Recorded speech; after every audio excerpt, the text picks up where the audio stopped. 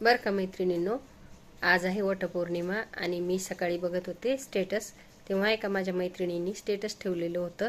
तर खूप मनाला भावूक झालं असं आणि खूप मार्मिक होतं.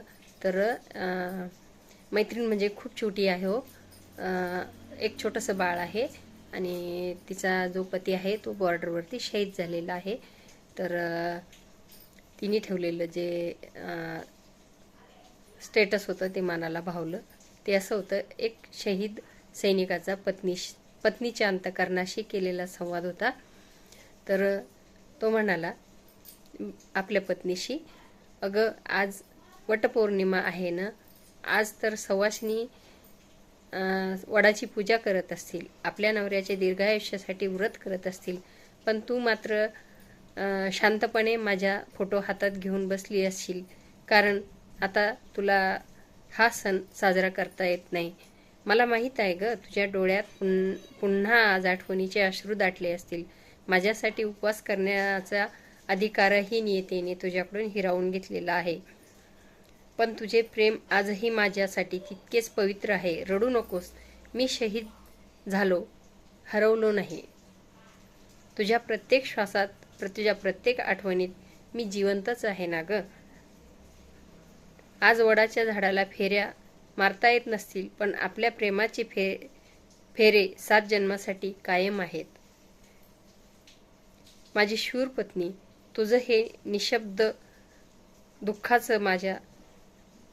माझ्या शहीदाची सर्वात मोठी वेदना आहे. असं ते एका शहीदानं आपल्या पत्नीला अंतःकरणाशी केलेलं संभाषण होतं. तर जेव्हा हे मुलं शहीद होतात ना, फौजी, तेव्हा त्यांच्या पत्नीची अवस्था खूप बिकट असते. कोणाचं बाळ पोटात असतं, कोणाचं बाळ खूप छोटं असतं, कोणाचं बाळ 4-5 वर्षाचं असतं. तर त्यांच्या जीवनाची व्यथा खूप वाईट असते. आत्ताही मला जे मी वाचत आहे ते वाचताना मला खूप भरून येतं आहे, कारण मी माझ्या बऱ्याच सैनिक पत्नीची अवस्था बघितलेली आहे माझ्या डोळ्यांनी. त्यामुळे मला खूप वाईट वाटतं. आणि आपण सर्व आपल्या संसारात व्यापात हे विसरून जातो की आपल्यासारखंच कोणीतरी, एखादी व्यक्ती दुःखी असेल, ती तिच्या विचारात मग्न असेल, तर तुमच्या कोणी असं असेल तर त्याला धीर द्या. खरं तर माझ्या मते खरोखर जर शहीद झालेले असेल तर त्याच्या पत्नीनं सवाष्णीचं जगणं जगायला पाहिजे, कारण तो मेलेला नसतो, तो जिवंतच असतो. तर तुमचं काय मत आहे यावर? हे माझं वैयक्तिक मत आहे.